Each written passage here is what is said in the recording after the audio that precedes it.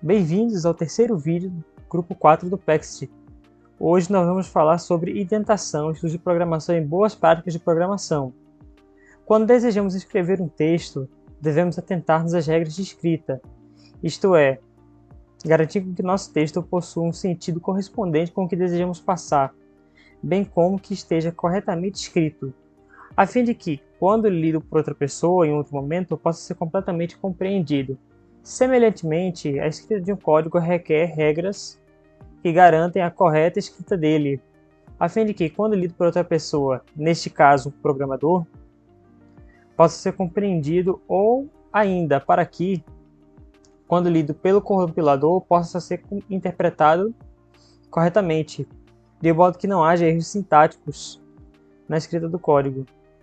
Isto é, a incorreta escrita dos comandos. Nesse vídeo entenderemos a importância de algumas práticas de programação que auxiliam ou até mesmo garantem um correto entendimento do código escrito. Abordaremos acerca da indentação do código, o uso de comentários de formas e as formas de como se escreve um comentário, bem como um conjunto de boas práticas de programação. A indentação possui um papel bastante relevante na escrita de um código, uma vez que ele funciona como uma espécie de facilitador ao entendimento daquilo que está escrito nas linhas de código. Mas afinal, o que é a indentação? De maneira simples, nada mais é do que o espaçamento, tabulação, realizado antes de se iniciar uma linha de código. O principal objetivo da prática do facilitador é facilitar a interpretação do código, utilizando-se de uma espécie de hierarquia nos elementos do código. Observe que o código mostrado ao lado já foi visto na aula anterior, o qual possui o objetivo apenas de imprimir um Hello World. Analisemos também ainda a leitura deste código. Perceba que as linhas entre diferentes comandos estão devidamente espaçadas entre si, bem como a tabulação presente na função printf Hello World e no return 0. Assim, é possível ler todo o código sem grandes esforços, porém, vamos atentar-nos a este outro código seguinte. Observe que o código é claramente o mesmo código disposto na imagem anterior.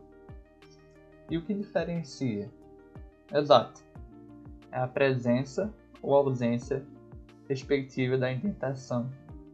Perceba que esse segundo código, apesar de ele ser ainda possível lê-lo, ele não está bem apresentado, isto é, a sua leitura ela não pode ser tão rápida e simples quanto comparado ao primeiro código. Nesse último exemplo, talvez ainda seja possível a leitura, devido à simplicidade do código. Entretanto, imagine o seguinte programa. Este código, apesar de não ser tão complexo em relação aos primeiros códigos apresentados, ele possui um grau de desenvolvimento, devido justamente às estruturas de repetição dentro do código. Mas por hora isso não é importante. O que nós temos que definir e nós temos que nos preocupar é nas estruturas apresentadas no exemplo.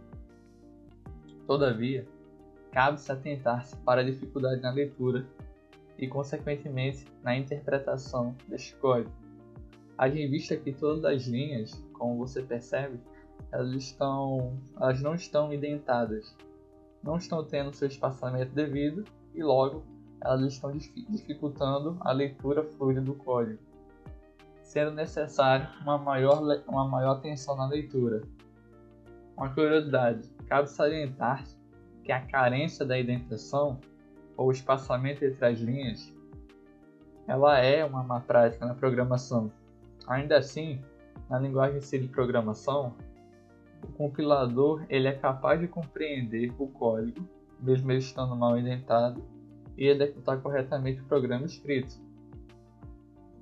Também é válido ressaltar que em outras linguagens de programação, tal como o C, conseguem compilar o código, como eu disse anteriormente, mas no caso de uma linguagem muito conhecida, que é o Python, tal fato ocorre de maneira simplificada, porque na linguagem Python ele utiliza bastante a indentação, ele utiliza justamente para demarcar o fim do bloco de códigos, isto é, o conjunto de linhas dentro do código responsável por alguma atividade.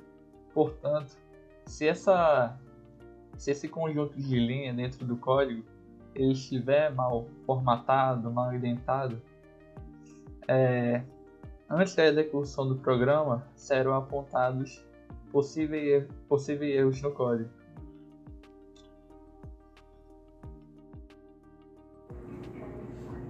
Bom, eu me chamo Railane e eu vou falar sobre outras boas práticas de programação. Ao escrevermos um código, devemos atentar-nos, além dos cuidados com a indentação, ao que chamamos de boas práticas de programação. Semelhantemente aos assuntos que destacamos acerca da indentação e as suas utilidades, essas boas práticas são utilizadas para garantir um melhor entendimento do código. Isso é, para que a correta interpretação deste por outra pessoa seja assegurada. Cabe salientar que, diferentemente da indentação, em que há uma padronização acerca da tabulação, as boas práticas não possuem uma regra fixa, porém podemos considerá-las como ações que garantirão a compreensão exata acerca daquele código. Por exemplo, imaginemos que nos é solicitada a criação de um programa que receba a idade do usuário, tal como esse que mostra na imagem acima. Observamos que o código possui uma execução bastante simples. Será declarada uma variável, isto é, um local para se guardar a resposta do usuário, a pergunta que foi feita pelo programa, a pergunta realizada pelo programa e é armazenada a resposta na variável. Observamos agora que temos duas maneiras de visualizarmos o programa. A primeira está no viés do usuário, ou seja, ele apenas vê o funcionamento do código, o que, conforme está descrito acima, é bastante simples. Já a segunda se vê o programa sob o viés do programador. No segundo caso, imaginemos que o programador que receberá o nosso código não saiba a sua funcionalidade ao certo. Porém, ao abrir o código, ele deve ser capaz de, ao menos, entender a razão de cada variável, cada função, cada estrutura declarada no código. No exemplo acima, esse entendimento da funcionalidade do código não está tão claro. Haja vista que o nome da variável responsável por armazenar a idade é apenas a letra A, isto não esclarece a sua razão de existência. A partir desse entendimento, podemos desenvolver nossa primeira boa prática de programação. O nome de uma variável ou função deve esclarecer sua utilidade, isto é, deve responder a pergunta para que ela existe.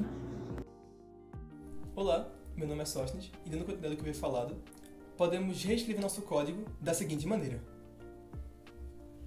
Percebamos que a variável A foi substituída pela variável idade, de modo que agora o nosso código está conforme as boas práticas que destacamos, a boa prática na realidade que destacamos anteriormente, onde o nome da variável representa a sua finalidade. Portanto, a variável idade, o nome da variável idade, responde à pergunta que propomos como boa prática anteriormente, onde o nome da variável idade de fato responde à pergunta do uso dessa variável. Então, quando nos perguntamos para que serve a variável idade, automaticamente podemos responder que ela serve para armazenar a idade do usuário. Então, isso faz com que nosso código esteja conforme as boas práticas para os nomes das variáveis. Como destacamos na primeira boa prática, o método de nomear nome de variáveis realmente que definam realmente o que a variável ela representa no código não se aplica apenas a variáveis, mas também a funções.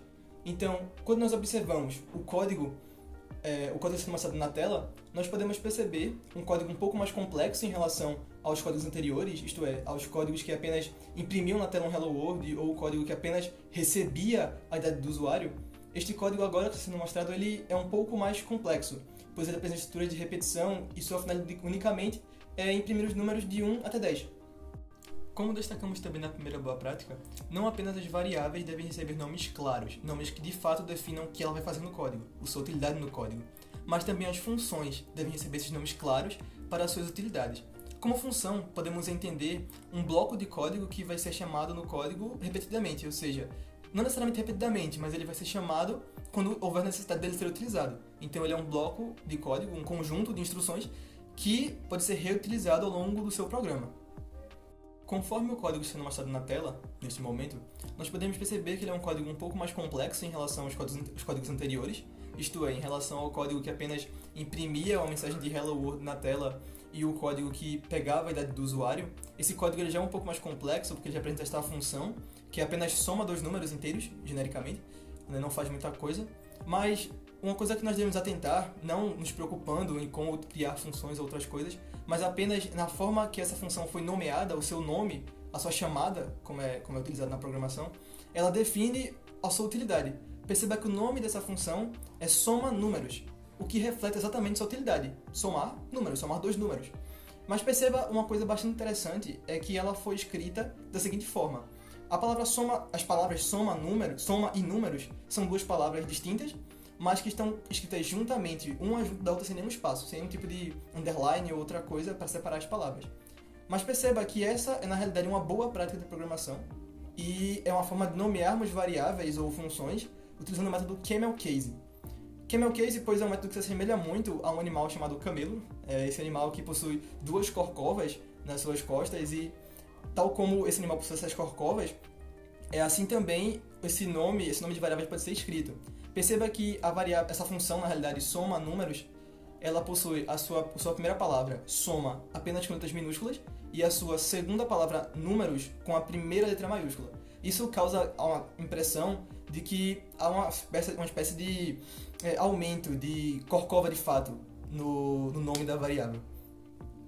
Então, podemos utilizar também essa forma de escrever o código através do camel case para justamente definir o nome de uma variável ou de uma função, utilizando esse seguinte formato. A primeira palavra, sempre com letra minúscula, completa toda a palavra com letra minúscula.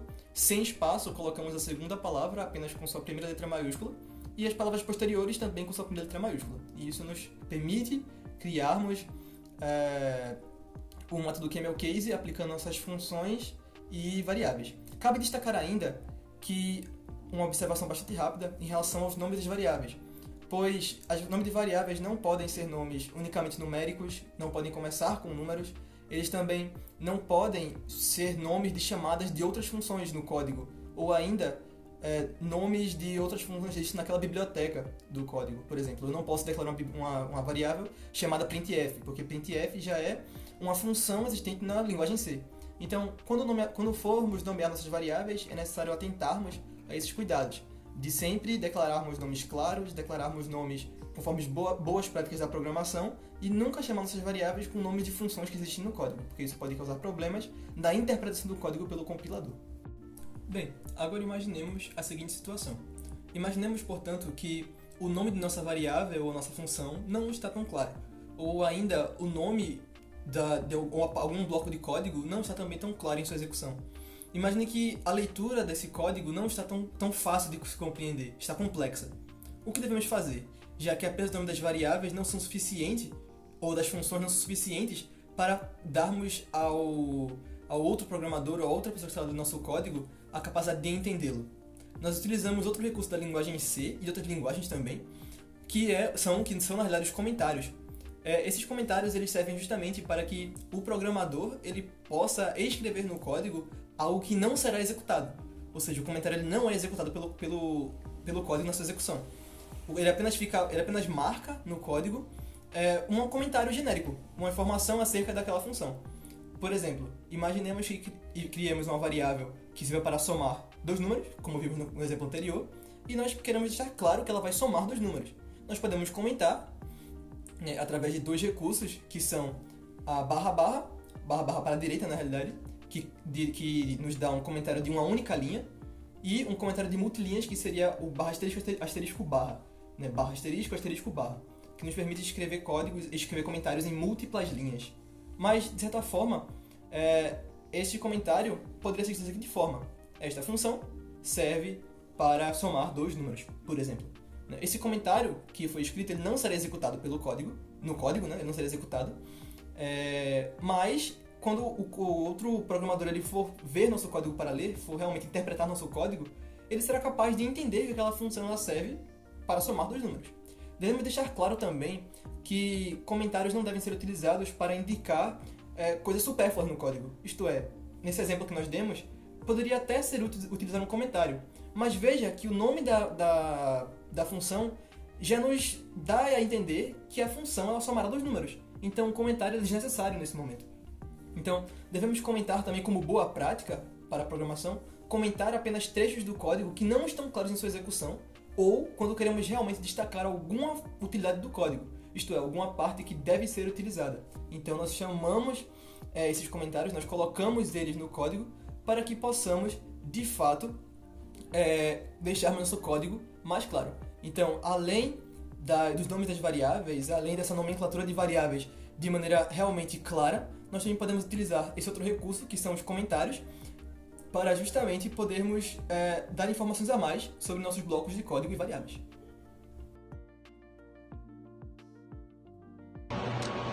Olá, me chamo Luiz Moreira e eu vou falar um pouco sobre algumas outras boas práticas de programação, que como exemplo eu posso citar: evitar código duplicado, refatorar o código para evitar a repetição e promover a reutilização, como por exemplo, temos um código aqui que pede para calcular a área de um retângulo. E dentro desse float tem aqui calcular a área do retângulo, comprimento vezes largura. Só que a main apresenta retângulo 1 e o retângulo 2. Nesse exemplo, a lógica para calcular a área do retângulo é a mesma para ambos os retângulos, é base por altura. Mas o código correspondente foi duplicado. Para melhorar isso, podemos criar uma função que aceita o comprimento e a largura como parâmetros e retorna a área, evitando assim um código duplicado. Funções pequenas e específicas também é outra boa prática. Divida o código em funções pequenas e específicas, facilitando a manutenção e a compreensão. Nesse exemplo, a seguir, a função calcular quadrado calcula o quadrado de um número e a função é par verifica se o número é par. Isso mantém cada função focada em uma tarefa específica, facilitando a compreensão do código e permitindo a reutilização de funcionalidades específicas. Testes unitários. Escrever testes para verificar a funcionalidade das partes individuais do seu código. Nesse exemplo abaixo, acerte é usado para verificar as condições desejadas nos testes. Se uma condição falhar, o programa terminará com uma mensagem de erro, indicando que a expressão falhou.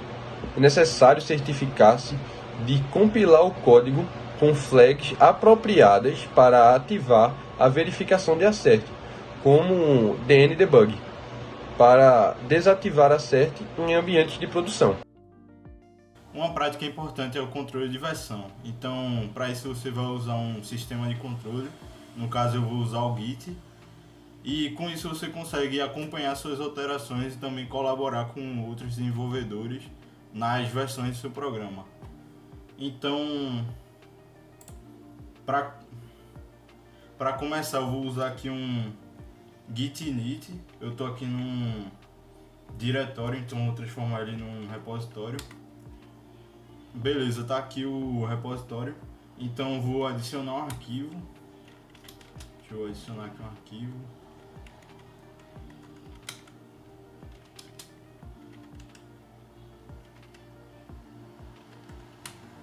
Pronto, adicionei aqui um arquivo. Quando você adicionar um arquivo, você vai dar git add com o nome do arquivo. Então você pode já dar um commit ou então deixar para dar um commit depois. No caso, eu vou dar agora o commit. Vou colocar o nome de commit inicial.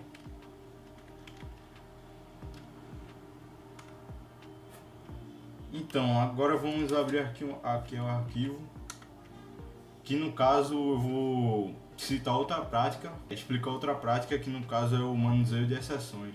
Então, como vocês estão vendo aqui, o programa é um programa bem simples. Ele pede para o usuário digitar 2 números e faz a divisão entre eles. E, bom, ele printa por 2 casas decimais, aqui 2F, ponto. Então ele printa aqui com 2 casas decimais e só que tem uma exceção, né? Que no caso é quando o denominador for 0, porque não existe a divisão por 0. Então ele printa erro, 2 pontos de divisão por 0. No caso isso é uma exceção. Esse programa é bem simples e só tem uma. mas isso pode variar e dependendo do programa, como por exemplo, programas mais complexos. Então vamos executar aqui o código.